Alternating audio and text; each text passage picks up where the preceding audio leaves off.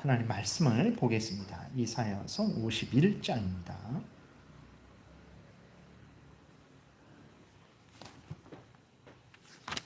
이사야서 51장 1절부터 11절까지 우리 교독하겠습니다. 의를 따르며 여호와를 찾아 구하는 너희는 내게 들을지어다. 너희를 떠낸 반석과 너희를 파낸 우목한 구덩이를 생각하여 보라. 너희의 조상 아브라함과 너희를 낳은 사라를 생각하여 보라. 아브라함이 혼자 있을 때에 내가 그를 부르고 그에게 복을 주어昌성하게 하였느니라. 나 여호와가 시온의 모든 황폐한 곳들을 위로하여 그 사막을 에덴 같게 그 광야를 여호와의 동산 같게 하였나니 그 가운데에 기뻐함과 즐거움과 감사함과 창화하는 소리가 있으리라. 내 백성이여 내게 주의하라. 내 나라여 내게 귀를 기울이라. 이는 율법이 내게서부터 나갈 것임이라. 내가 내 공의를 만민의 빛으로 세우리라. 내 공의가 가깝고 내 구원이 나갔은즉 내 팔이 만민을 심판하리니 섬들이 나를 앙망하여 내 팔에 의지하리라. 너희는 하늘로 눈을 들며 그 아래의 땅을 살피라. 하늘이 연기같이 사라지고 땅이 옷같이 헤어지며 거기에 사는 자들이 하루살이같이 죽으려니와 나의 구원은 영원히 있고 나의 공의는 패하여 지지 아니하리라. 의를 아는 자들아, 내 마음에 내 율법이 있는 백성들아, 너희는 내게 듣고 그들의 비방을 두려워하지 말라. 그들의 비방에 놀라지 말라. 옷같이 좀이 그들을 먹을 것이며 양털같이 좀벌레가 그들을 먹을 것이나 나의 공의는 영원히 있겠고 나의 구원은 세세에 미치리라.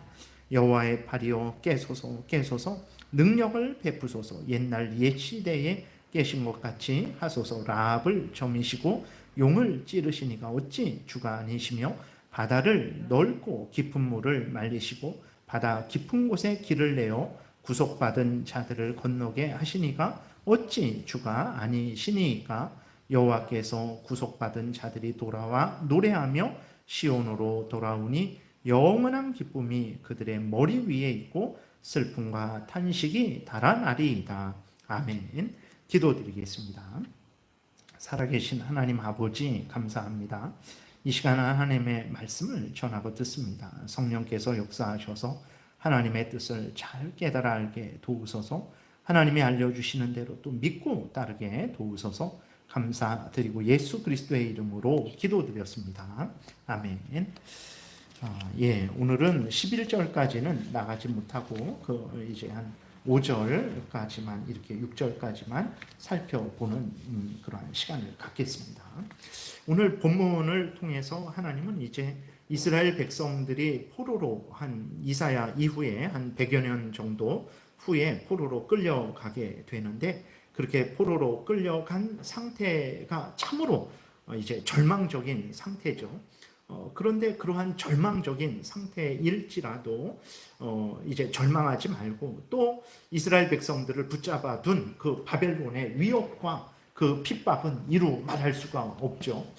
그럴지라도 낙심하지 말고 아브라함을 거대한 민족으로 만드신 하나님, 악인들을 심판하시는 하나님, 이스라엘 백성들을 애굽에서 구원하신 그 하나님을 기억하면서 하나님이 다시 이스라엘 백성들을 이제 예루살렘으로 돌아오게 하실 것을 소망하고 그때까지 인내하면서 하나님을 경외하라라는 그러한 내용이 기록되어 있습니다. 그래서 하나님은 이제 이스라엘 백성들을 위로하시고 격려하시는 것이죠. 1절에 보게 되면 이스라엘 백성들을 의를 따르며 여호와를 찾아 구하는 자들이다 이렇게 말씀을 하세요. 의를 따르며 여호와를 찾아 구하는 너희는 내게 들을지어다 라고 이렇게 하나님의 말씀을 하시는데, 의라는 것은 이제 하나님의 거룩한 진리의 율법을 따르는 것을 의롭다, 그러니까 의를 행한다 라고 말을 하는 거예요. 그러니까 의를 따르는 것이나 하나님을 찾아 구하는 것이 같은 의미죠. 하나님을 찾아 구하는 것, 하나님의 법을 따라 살아가는 것, 그것은 바로 의로운 것입니다. 이제 하나님이 이스라엘 백성들을 향해서 의를 따르며 여호와를 찾아 구하는 자들이다 라고 이렇게 말씀을 하고 있는데, 여기서 우리가 하나 먼저 생각하고 가야 될 것은 인간이 먼저 하나님을 찾아 구하고 하나님의 법을 따를 수 없다라는 것을 우리가 항상 명심을 해야 되는 것입니다. 왜 그러냐? 그랬을 때에 모든 인간은 죄로 오염되고 부패되었기 때문에 그래요. 인간이 하나님을 찾아 구하고 하나님의 법을 따르기 위해서는 하나님께서 먼저 은혜를 내려 주셔야 합니다. 하나님이 먼저 찾아오셔서 죄로 오염되고 부패된 자들을 거듭나게 하셔야만 거듭난 사람이 이제 하나님을 사랑하게 되고 하나님을 경외하고 하나님을 의지하고 하나님의 뜻을 따라 살아갈 수 있는 거예요. 오늘 우리도 마찬가지입니다. 우리가 이렇게 하나님을 참된 하나님으로 믿고 우리의 창조주요, 우리의 구원주로 이렇게 믿고 하나님의 말씀을 따라 살아가는 것은 하나님의 은혜가 있기 때문에 이렇게 살아가는 거예요. 그러니까 우리가 이렇게 하나님을 믿고 섬기며 살아가는 것은 하나님의 은혜가 있기 때문이고, 이렇게 우리가 또 계속해서 믿음을 유지하는 것도 하나님의 은혜가 계속해서 있기 때문이고, 우리가 마지막까지 천국에 들어갈 때까지 이렇게 믿음 생활을 할 것을 우리가 굳게 믿는 것도 앞으로도 영원토록 하나님의 은혜가 있을 것이기 때문이라는 것을 우리가 분명히 기억을 해야 되는 것입니다. 하나님의 은혜가 있어야만 그 사람이 죄에서 이제 구원을 받게 되는 거죠. 그래서 하나님의 자녀가 되어서 하나님을 경외하고 하나님의 말씀을 따라 살아가게 되는 거예요. 그리고 우리가 하나님을 경외하고 하나님의 말씀을 따라 살아가기 위해서는 또 하나님의 은혜가 있어야 되고, 우리 구주 예수 그리스도의 십자가의 대속의 공로가 있어야 되는 것입니다. 하나님은 공의로우신 분이세요. 그렇기 때문에 범죄한 우리들, 원죄를 타고난 우리들, 그리고 스스로 죄를 범한 자범죄를 행한 우리들, 원죄와 자범죄가 있는 우리들을 살아계신 하나님께서는 그냥 없다고 치자 이렇게 할 수가 없어요. 왜 그러냐면 하나님은 공의로우신 분이시기 때문에 우리의 죄값에 대해서는 반드시 형벌을 하셔야 되는 거예요. 그렇기 때문에 그 형벌을 만약에 우리에게 부으신다면 우리는 영원히 지옥에 가서 그 형벌을 받아야 되는 거죠. 그래서 하나님께서 우리를 구원하시기 위해서 우리 대신 예수 그리스도를 보내주시고, 예수 그리스도로 하여금 우리 대신 우리의 죄를 담당하게 하시고 예수 그리스도의 의를 우리에게 이제 덧입혀 주셨습니다. 그렇기 때문에 예수 그리스도의 공로에 힘입어서 우리가 죄를 용서받고 거룩하게 되었다라는 것을 항상 잊지 말아야 됩니다. 내가 하나님을 믿고 섬기는 것이 나의 힘과 지혜로 된 것이 절대 아니에요. 하나님의 창세전의 은혜에 의해서, 예정하심에 의해서 시작된 것이고, 우리 구주 예수 그리스도께서 십자가에 못 박혀 죽으셨기 때문에, 예수 그리스도 때문에 우리가 죄를 용서받고 하나님의 자녀가 되는 것이고, 또 그 예수 그리스도께서 십자가에 못 박혀 죽으셨는데 내가 스스로 먼저 예수 그리스도를 나의 구주로 영접해야 되겠다, 이렇게 안 됩니다. 성령께서 우리를 거듭나게 하시고 예수 그리스도, 우리가 죄인이고 예수 그리스도가 참된 구원자다라는 것을 우리에게 깨달아 알게 해 주심으로 말미암아서 내 눈이 열려서 내가 죄인이구나, 스스로는 구원을 얻을 수 없구나, 예수 그리스도를 믿고 하나님을 경외하고 따라가는 것이, 이것이 내가 마땅히 행해야 될 일이구나, 이것을 깨달아 알게 되고, 그래서 성령의 역사하심으로 말미암아서 우리가 예수 그리스도를 믿고 하나님을 경외하고 따라 살아가게 된다는 것을 우리가 명심을 해야 되는 것입니다. 그래서 오늘 본문에 의를 따르며 여호와를 찾아 구하는 너희는 이라고 이스라엘 백성들을 향해서 하나님께서 말씀을 하셨는데, 이것은 하나님께서 이스라엘 백성들에게 은혜를 내려주셨어요. 그 전에 아브라함을 통해서 거대한 민족을 만드시고, 모세를 통해서 애굽에서 건져주시고, 시내산에서 하나님이 이스라엘 백성의 하나님이 되고, 이스라엘 백성들은 하나님의 백성이 되는 언약식을 맺어 주셨죠. 언약을 맺어 주셨습니다. 그러니까 이스라엘 백성들은 하나님의 은혜를 받고 하나님의 백성인 상태예요. 근데 이스라엘 백성들이 어떻게 했냐면 자신들의 하나님을 경외하고 하나님의 뜻을 따르지 않고 우상을 섬기고 온갖 범죄를 함으로 말미암아서 바벨론에 70년 동안 징계를 받게 된 것입니다. 근데 참으로 놀라운 것은 이렇게 하나님을 거역하고 은혜를 배은망덕하게 던져버리고 하나님을 섬기지 않은 이스라엘 백성들임에도 불구하고 하나님은 이스라엘 백성들을 버리지 않으시는 거예요. 그들이 바벨론 포로로 끌려갔을 때 절망하고 낙심하지 않도록 오늘 본문을 통해서 미리 말씀을 하시는 거죠. 이사야를 통해서 미리 말씀하셔서 포로로 끌려갔을 때 그들이 절망하고 낙심될 때 이사야를 통해서 말씀하신 이 말씀을 그들이 듣고 그들이 소망을 갖고 위로를 얻게 하시려고 하나님이 이제 미리 이사야에게 말씀을 하시는 것입니다. 하나님은 이렇게 참 복되고 귀하신 하나님이라는 것을 우리가 분명하게 믿어야 되겠습니다. 오늘도 마찬가지예요. 오늘도 하나님은 우리에게 같은 은혜를 내려주신다는 것을 항상 생각해야 되는 것입니다. 그래서 구체적으로 또 보게 되면 포로로 끌려가 절망하는 이스라엘 백성들을 하나님이 위로하시는데 먼저 이스라엘 백성들의 그 시작에 대해서 생각해 보라 하십니다. 왜 그러냐면 예루살렘은 멸망당했죠. 그래서 그 바벨론 왕이 이제 나라의 지도자들 아주 그 유능한 사람들은 다 포로로 바벨론 왕이 끌고 갔고 이스라엘의 남은 백성들은 이제 그냥 미천한 백성들만 남은 거죠.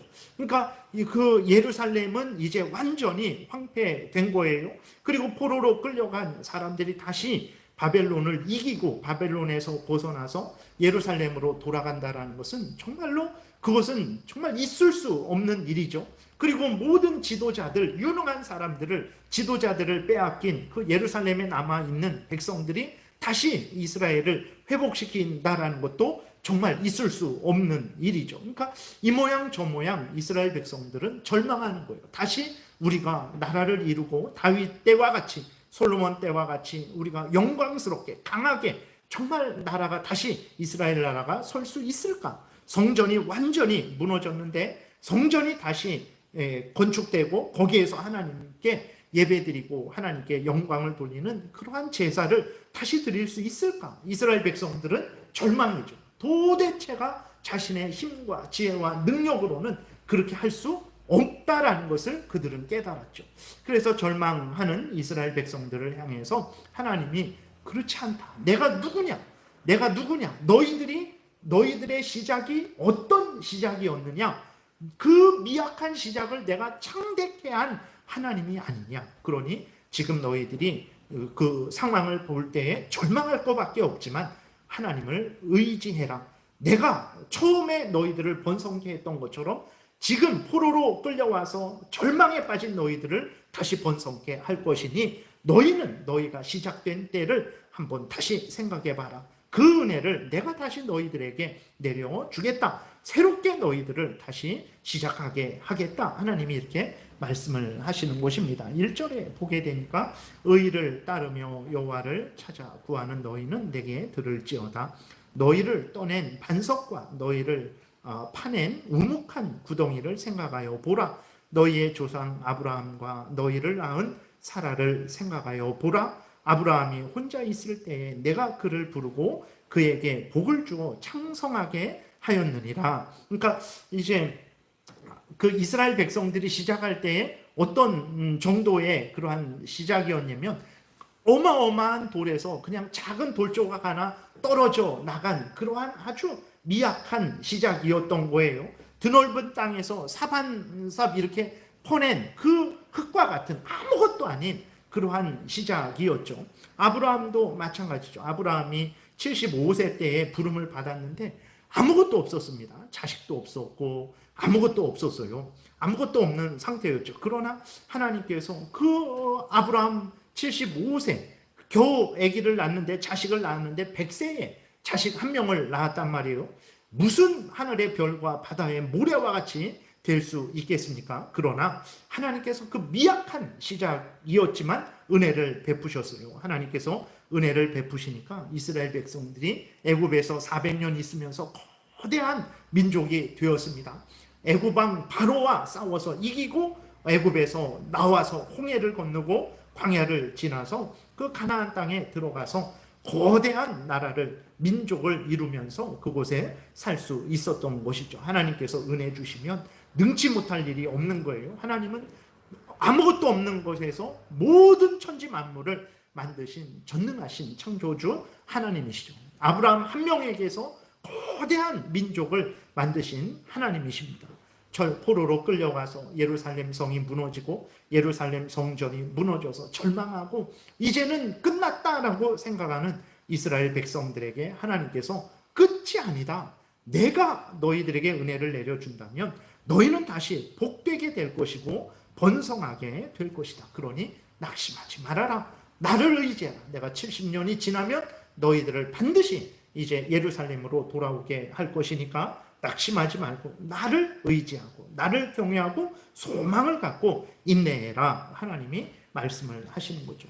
이 이스라엘 백성들은 이제 구약의 교회입니다. 그렇기 때문에 오늘날의 교회를 향한 하나님의 또 뜻을 드러내시는 거예요. 교회가 이 땅에서 높이 들려질 때도 있었지만 또 반대로 황폐하게 되고 적적한 곳이 되는 그러한 때도 있죠. 오늘날 우리나라의 현재 상태를 보면 교회의 상태는 참으로 큰 위기의 상태입니다. 하나님께서 정말 우리가 뭐 90년대 초까지는 그래도 이제 교회가 많이 성장하고 그러한 일들이 있었지만 그 이후부터는 계속해서 지금 내리막길을 걸어가고 있는 상황이에요. 인간의 눈으로 봤을 때 참 교회는 큰 위기의 상태인 것입니다. 그러나 이럴 때에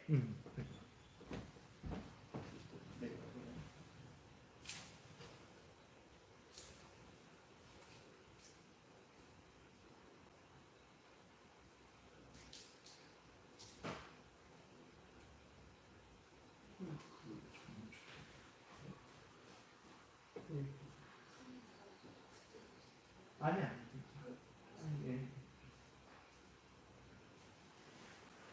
예, 잠깐만 이렇게 좀 잠깐만 수리하겠습니다.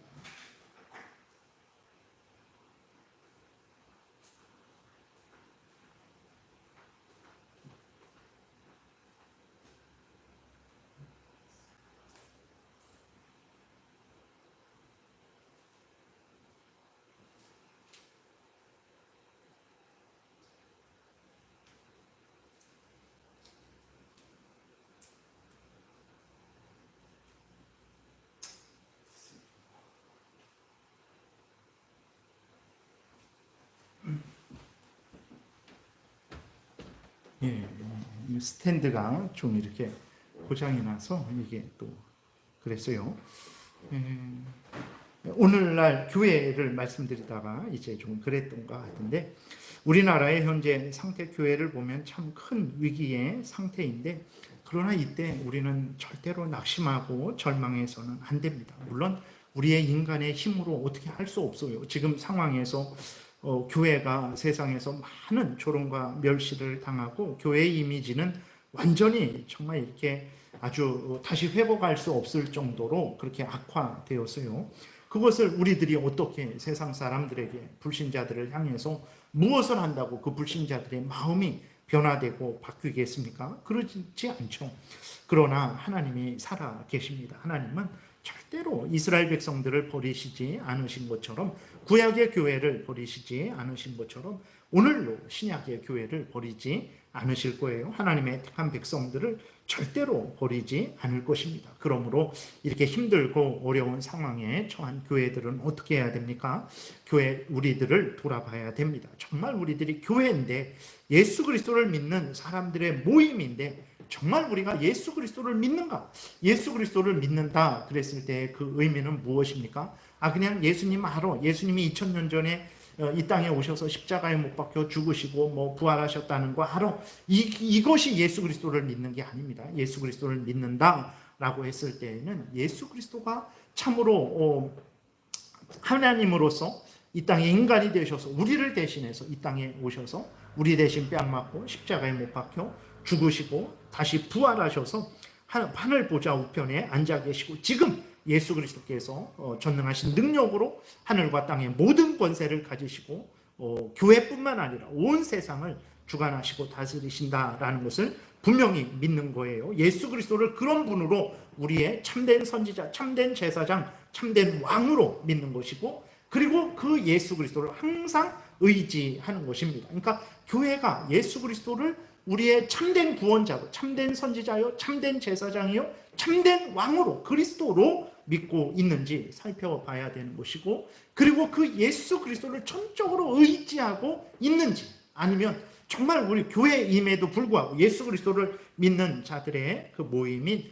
교회임에도 불구하고 예수 그리스도를 믿는다고 말하면서 실제 생활에 있어서는 사람을 믿고 자신을 믿고 돈을 믿고 이 세상의 쾌락을 추구하고 그렇게 살아가고 있지는 않은지 돌아봐야 되는 것입니다. 그래서 돌아봐서 잘못된 것들이 있다면 회개하고, 또 하나님께서 오늘 본문에서 이제 이스라엘 백성들을 다시 회복시켜 주실 것이라는 그 약속이 우리들에게도 해당되는 약속이라는 것을 믿고 우리는 인내하면서 하나님 앞에 간절히 은혜를 구해야 되는 것입니다. 개인들도 마찬가지예요. 이 땅의 삶은 창세기 47장에서 야곱이 고백한 대로 참으로 우리의 인생은 험악한 인생입니다.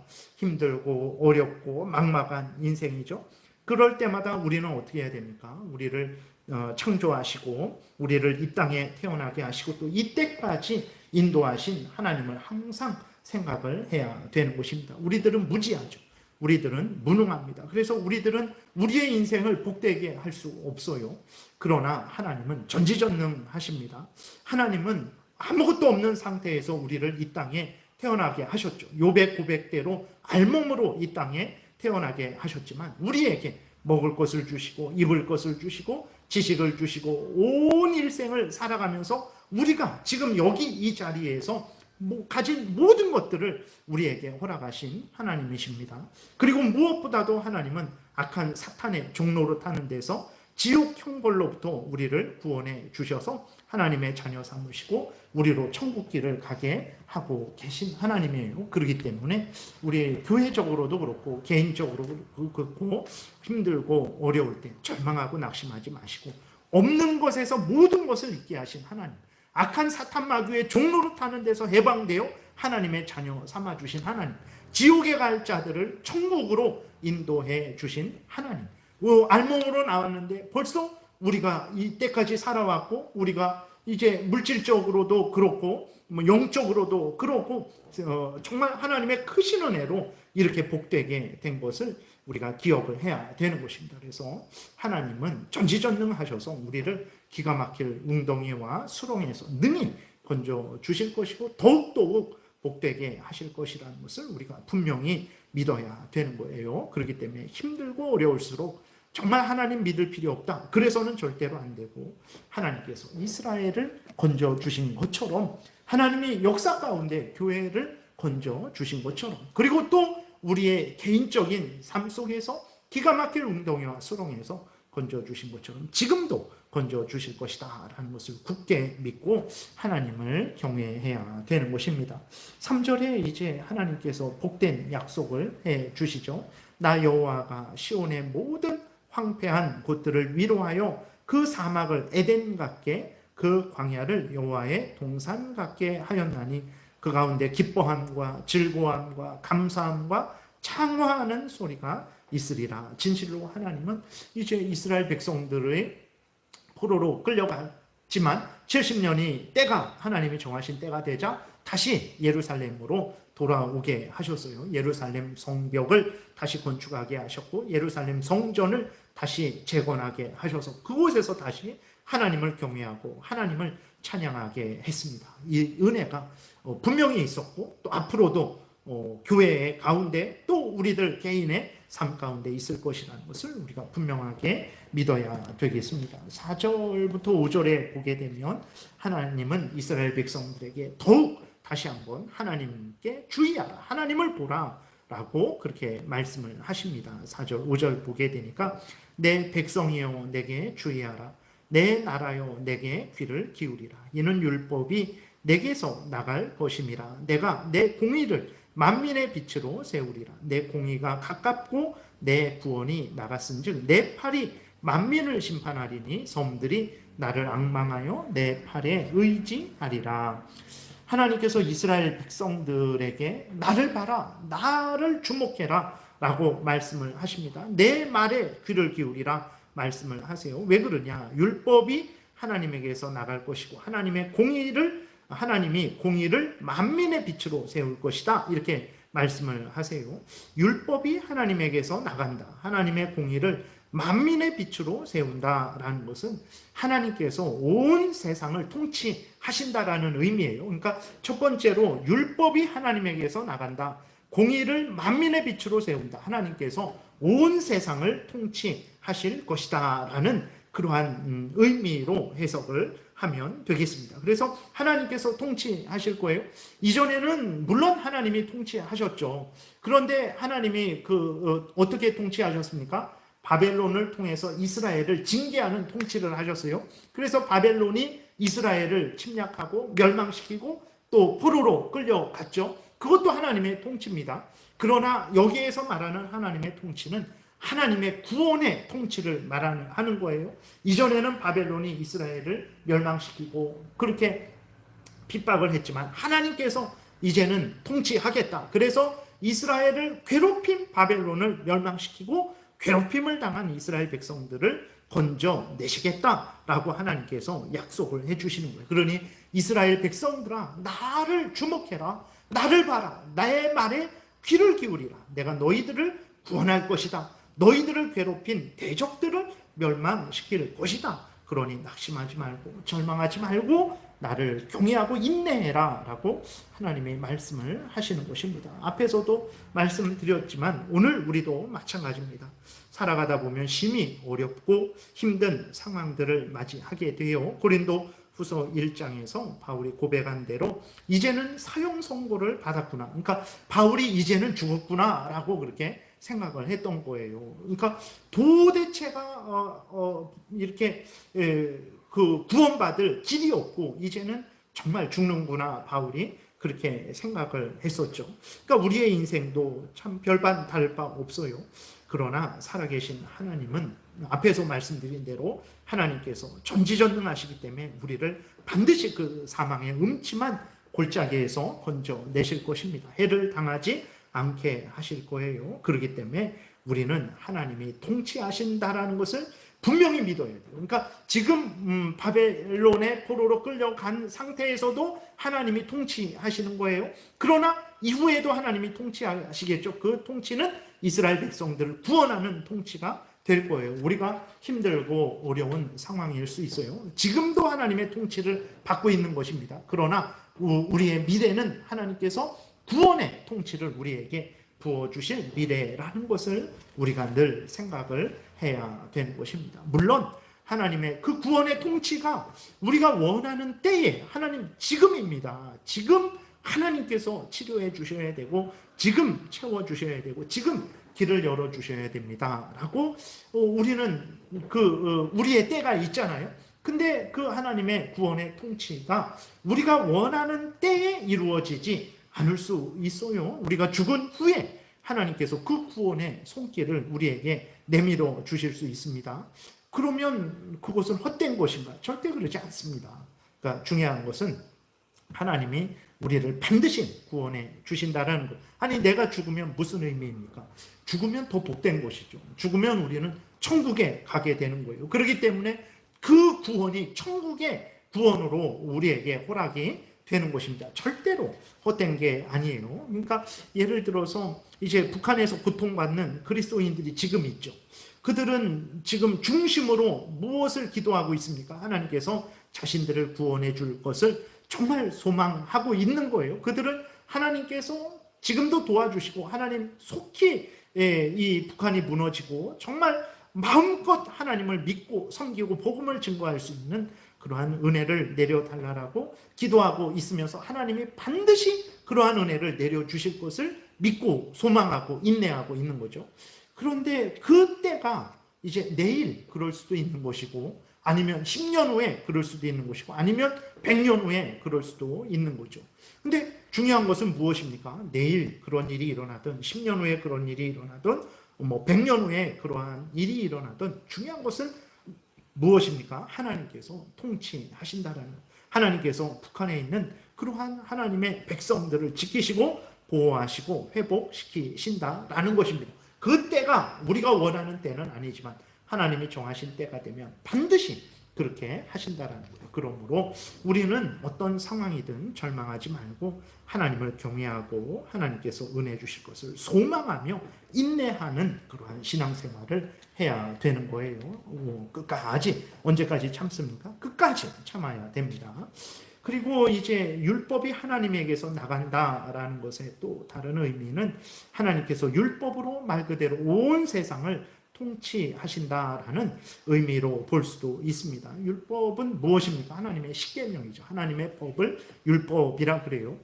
그 십계명에 덧붙여진 제사법, 그 다음에 국가법, 형법, 그것도 다 율법이죠. 그런데 이 제사법, 그 다음에 국가법은 구약의 이스라엘 백성들에게만 해당되는 거죠.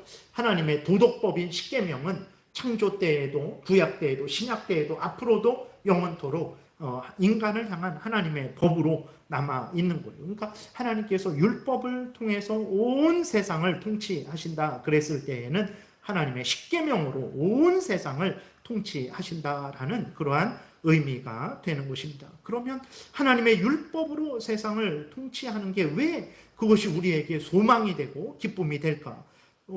사실 율법으로 통치를 하게 되면 우리는 무엇을 발견합니까? 우리가 우리 자신을 보면 우리가 의롭게 여겨집니다. 우리가 제일 믿음이 좋은 것처럼 여겨져요. 그러나 하나님의 율법으로 우리의 마음과 생각과 말과 행동을 살피게 되면 우리처럼 더러운 자가 없어요. 우리처럼 하나님의 법을 거역하는 자들이 없습니다. 하나님의 뜻대로 살아가지 못한다는 것을 우리가 철저하게 깨달아 알게 되죠. 근데 율법으로 통치하는 것이 무엇이 우리에게 유익하고 그것이 어떻게 우리에게 구원이 되겠습니까? 오히려 우리를 정죄하고 영원한 지옥 심판받게 하는 것밖에 더 되지 않겠습니까? 그런데 율법을 하나님이 그렇게 사용하시지 않죠. 율법을 통해서 하나님이 통치하실 때에는 물론 이제 하나님을 거역하는 자들에게는 그 율법을 가지고 하나님께서 심판을 하시죠. 그러나 하나님의 택한 백성들에게 그 율법은 진정으로 복된 율법이 되는 것입니다. 왜 그렇습니까? 율법을 통해서 말씀드린 대로 우리가 죄를 깨달아 알게 되는 거예요. 죄를 깨달아 알고 내 스스로는 구원받을 수 없다라는 것을, 내가 이렇게 죄를 가지고 있는 상태로 계속 있다가는 영원한 지옥불에 던져진다라는 것을 깨달아 알게 하죠. 그래서 어떻게 합니까? 우리로 하여금 예수 그리스도를 믿고 의지하게 하는 거예요. 그러니까 율법이 없으면 우리가 죄인임을 깨달아 알지 못하는 거죠. 그리고 예수 그리스도를 믿지 못하는 거예요. 그러니까 율법이 없이 우리 자신을 보면 우리는 예수님이 없어도 돼요. 예수님이 내 대신 십자가에 못 박혀 죽지 않으셔도 된다라고 착각을 하는 거예요. 나처럼 양심적이고 나처럼 그렇게 선하게 살아봐. 나 정도 되면 그래도 지옥에는 가지 않을 텐데, 이런 생각을 한단 말이에요. 근데 율법의 앞에 서게 되면 우리야말로 죄인 중에 괴수고 지옥에 던져질 때 내가 제일 먼저 지옥에 던져져야 될 존재라는 것을 이제 그렇게 깨닫게 되는 거죠. 그래서 율법을 통해서 우리가 철저하게 죄를 깨달아 알게 되고, 바로 내가 그러니까 스스로 구원을 얻을 수 없고 하나님이 보내주신 구원자 예수 그리스도를 믿어야 구원을 얻게 된다는 것을 이제 알게 되는 거죠. 그래서 율법으로 통치하는 것은 하나님의 택한 백성들에게 너무너무 큰 복이 되는 거예요. 우리로 죄를 깨닫고 예수 그리스도에게로 가게 하기 때문에 그렇습니다. 그 다음에 또 율법으로 통치하는 것이 복이 되는 것은 하나님의 율법이 온 세상에 두루두루 증거되게 될 때에 온 세상에 죄악이 관영하지 못하게 됩니다. 하나님의 율법이 무엇입니까? 십계명이잖아요. 첫 번째부터 네 번째 계명, 다섯 번째부터 열 번째 계명, 첫 번째부터 네 번째 계명을 통해서도 사람들이 우상을 섬기고 이제 어떤 그 잘못된 하나님을 조롱하고 모욕하는 죄악을 짓지 못하게 되는 것에 대한 것을 깨달아 알게 되는 거죠. 하나님만이 참된 신이고 그 하나님을 경외해야 되고, 하나님의 이름을 망령되게 일컫는 자는 이제 하나님으로부터 심판을 받게 되는 것이고, 그리고 주일은 하나님이 이제 예배하라고 지정하신 거룩한 날이라는 것을 깨달아 알게 되는 거죠. 그게 율법이 두루 증거될 때에 그것은 세상 사람들에게도 유익이 되는 거예요. 그래서 세상 사람들로 하여금 하나님을 함부로 조롱하고 멸시하지 못하게 하는 열매를 맺게 됩니다. 그리고 또 다섯 번째부터 열 번째 계명에서 부모를 공경하고, 그러니까 하나님이 정하신 그 질서, 모든 질서가 굳게 서게 되는 거죠. 그 다음에 이제 생명이 존중되는 거죠. 그 다음에 모든 사람들의 순결이 이제 존중되는 거죠. 그 다음에 이제 거짓말하지 않고, 그 다음에 도둑질하지 않고, 그 다음에 탐내지 않는 그러한 것들이 하나님의 율법이 두루두루 증거될 때에 그리스도인들만 복된 것이 아니라 세상 사람들도 복되게 되는 거죠. 그래서 그들도 함부로 범죄하지 못하게 되는 거예요. 하나님께서 율법으로 통치하실 때에 그것은 인간에게 가장 복된 것입니다. 더더군다나 그리스도인들에게는 더욱더욱 복되죠. 우리가 예수 그리스도를 믿어서 구원을 얻었어요. 내가 하나님의 자녀인데 그럼 어떻게 살아야 될까? 어떻게 살아야 되겠습니까? 십계명을 통해서 하나님의 뜻이 이거다. 너희들은 나의 자녀가 되었으니 내 뜻대로 살아라 해서 우리로 하여금 그리스도인이 엉뚱한 잘못된 그러한 삶을 살아가지 않도록 하나님의 율법이 우리로 하여금 아주 복된 인생을 살아가도록 우리를 지도하게 되는 거죠. 그렇기 때문에 하나님이 율법으로 통치하는 것은 우리에게 참된 복이 된다는 것을 우리가 명심을 해야 되는 것입니다. 그래서 그러나 안타까운 것은 이제 오늘날 보게 되면 하나님의 율법이 이제 공공연하게 회방을 받고 있어요. 하나님의 율법을 거역하고 대적하고 새로운 법을 세우려는 일들이 더욱더 공공연하게 이제 나라의 그러한 권력을 가지고 합법적인 방식을 통해서, 그러니까 법을 만드는 거죠. 법을 만드는 그러한 방식을 통해서 하나님의 율법을 없이 하려고 하는 일들이 아주 가득가득 일어나고 있습니다. 그러니까 하나님의 율법은 이제 십계명인데 첫 번째 하나님을 경외하고 사랑해야 될 것, 서로 성도들, 이웃들 간에 사람들이 서로 사랑해야 될 것을 이제 우리에게 알려주고 있는데 가장 큰 것 중에 하나는 정말로 지금 아주 심각한데 정말 하나님만이 참된 신이다라고 그렇게 믿고 그렇게 살아가는 사람들이 그렇게 많지 않습니다. 우리 대한민국에서는 그래도 보수적인 교회들이 아직 많아요. 성경을 있는 그대로 믿고 따르는 그러한 사람들이, 기독교인들이 많아요. 그러나 당장 이렇게 그러한 다른 데를 보게 되면 이미 하나님만이 참된 신이다라고 그렇게 믿지 않는 그리스도인인데 그렇게 믿지 않는 사람들이 많습니다. 오늘날에도 좀 진보적인 신학을 하는 사람들은 하나님을 참된 신으로 믿지 않아요. 하나님 그러면 어떻게 믿냐? 진짜로 하나님도 신인데 부처도 신이다. 그 다음에 이슬람교의 알라신도 신이다. 무당이 섬기고 있는 그 귀신들도 신이다. 진짜로 정말로 그러한 사람들이 어마어마하게 많습니다. 그래서 지금도 제가 벌써 그런 이야기를 언제 20년 전에 들었어요. 어느 그 신학교 출신이 좀 진보적인 신학교죠. 그때에 정말로 교회에 갔다가 신학교에 전도사로 교회에 갔다가 다시 이렇게 학교로 오면 서로 이야기를 한대요. 답답해 죽을 뻔했다고.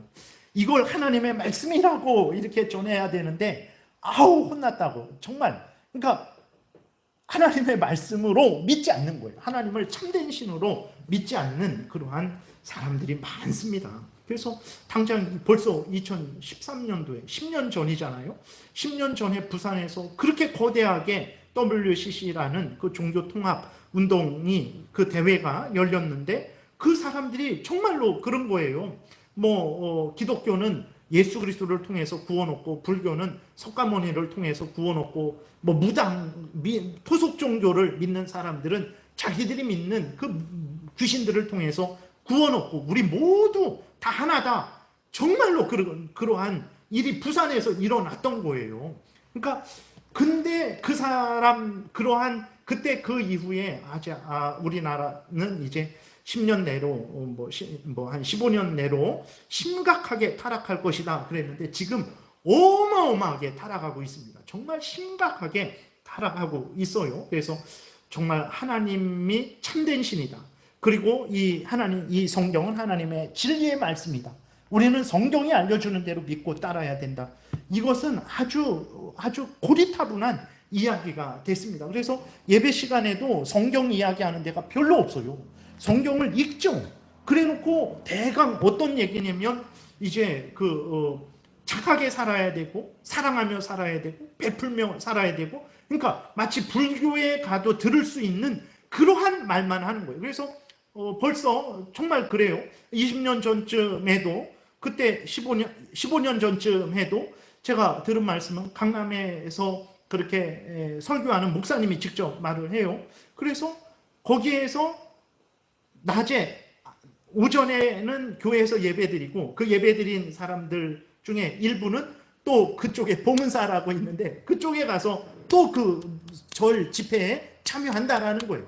그러면서도 아무런 그 차이를 못 느낀다라는 거예요. 교회에서 듣는 내용이나 그 절에서 듣는 내용이나 뭐 아무런 차이를 못 느낀다라는 거예요. 그러니까 우리나라가 이렇게 심각하게 하나님의 율법을 없이 하고 있고 율법과 상관없는 그러한 삶을 살아가고 있는 그러한 진짜 타락의 길로 접어드는 거죠. 지난 이제 둘째 주일에 대한민국에 있는 기독교 교단들이 다 총회를 했어요. 그 중에서 기독교 장로회 한신대 쪽이죠. 그쪽에서 전도사의 자격을 어떻게 이제 규정하고 있냐면 이렇게 규정하고 있어요. 총회 직영 신학교인 한신대 신대원을 졸업하고 5년을 경과한 무흠 입교인 남녀가 교회의 전도사가 될 수 있다. 이렇게 전도사의 자격을 규정을 했어요. 근데 그 교육위원회에서 이제 새로운 개정안을 올렸는데 그 개정안은 어떤 개정안이냐면, 그러니까 한신대 신대원을 졸업하고 5년을 경과한 무흠 입교인 남녀가 전도사가, 교회의 전도사가 될 수 있다는데, 남녀를 무엇으로 바꿨냐면 사람으로 바꿨어요. 사람. 그러니까 5년을 한신대 신대원을 졸업하고 5년을 경과한 무흠 입교인 사람이 전도사가 될 수 있다. 아니 그럼 짐승이 전도사가 될 수 있나요? 뭐가 다릅니까? 우리는 할 수 있지만 그건 무엇이냐면 남자 여자를 빼버린 거예요. 하나님이 남자와 여자를 창조하셨다. 아니다. 하나님이 남자와 여자도 창조하셨고 그 다음에 젠더라 그러잖아요. 제3의 성, 뭐 그 사람이 남자였다가 여자가 되어서 그것도 이제 그러한 트랜스젠더도 그렇게 하고, 그 다음에 제가 아침에 이렇게 푹 자고 일어나서 힘이 막 불끈 솟았어요. 그러니까 이제는 내가 남자다. 그러면 저는 남자예요. 근데 뭐 이렇게 밤이 되고 저녁이 되니까 피곤하고 힘들고 또 어두컴컴해지고 밤이 되니까 감수성이 많이 이렇게 또 충만하게 되어서 좀 여자같이 느껴져요. 그러면 이젠 내가 여자다. 그러면 제가 여자가 되는 거예요. 그러한 것도 인정하겠다라는 거예요. 그러한 것도 제3의 성도 인정하겠다라는 거예요. 물론 이제 경론 끝에 부결이 됐다고 합니다. 근데 이제는 기독교 안에 총회, 그 교회의 모임에서, 교회 그 목사님들이 모여서, 교회의 목사님들이 모여서 이제 그 하나님의 뜻을 이렇게 또 따르는 그러한 총회에서 이런 일들이 지금 일어나고 있는 거예요. 여러분, 하나님의 율법이 없으면 앞에서 말씀드린 대로 인간은 죄인인지 몰라요. 그리고 어떻게 살아가야 될지 모릅니다. 하나님의 율법을 통해서, 십계명을 통해서 하나님이 어떤 분인지, 인간이 어떻게 하나님을 섬기고 어떻게 서로 관계하며 살아가야 될지를 분명히 알려주는데 십계명이 없어요. 그러면 기준이 없어지는 거죠. 그러니까 내 기준이나 네 기준이나 뭐 너는 너대로 살고 나는 나대로 살고 그렇게 되는 거예요. 아주 온 세상이 혼돈 속으로 빨려 들어가게 되는 것입니다. 그리고 하나님을 믿을 때에도 내 마음대로 믿는 거예요. 첫 번째부터 네 번째 계명을 통해서 하나님을 믿어야 되는데 십계명이 없어져 버리니까 내가 하고 싶은 대로 믿는 거예요. 다섯 번째부터 열 번째 계명을 통해서 이웃과의 그 관계를 유지해야 되는데 그 다섯 번째부터 열 번째 계명이 없어지니까 내가 하고 싶은 대로 그렇게 서로 살아가게 되는 거죠. 온통 죄악이 관영하게 이제 될 것입니다. 그래서 하나님이 이제 율법으로 온 세상을 통치하시겠다라고 할 때에 우리는 그것이 우리의 복인 줄 알아야 됩니다. 하나님이 그렇게 나를 구속하고 정말 내 마음대로 살아가지 못하게 한다라는 그런 생각을 절대로 해서는 안 되는 거예요. 율법으로 통치하실 때 세상이 복되게 되는 것입니다. 개인이 복되게 되는 것이고, 가정이 복되게 되는 것이고, 직장이 복되게 되는 거예요. 하나님의 그 뜻이 아주 명백하게 있어서 죄를 미워하고 버리게 하고 그 뜻대로 살아가는 자들에게 하나님이 복을 주시기 때문에 그래요. 믿지 않는 사람일지라도요, 하나님의 뜻은 무엇입니까? 예를 들어서 부모를 공경하는 거예요. 믿지 않는 사람, 불신자인데, 불교 사람이고 심지어 이렇게 무당을 따라다니는 사람일지라도 그가 부모를 공경하면 어쨌든 부모 공경하면 복을 주신다라는 하나님의 그 말씀이 있잖아요. 그래서 무당을 따라가는 사람일지라도 부모를 공경하면 부모를 공경한 것에 대해서는 복을 받습니다. 그건 구원의 복과는 다르지만 어쨌든 그 하나님의 법을 하나 따른 것에 대해서는 복을 받아요. 그래서 세상에서 보게 되면 효자들이 잘 됩니다. 물론 육신적으로 물질적으로 세상 지휘 권세적으로만 다 잘 되냐? 그러지 않죠. 가난한 효자도 많죠.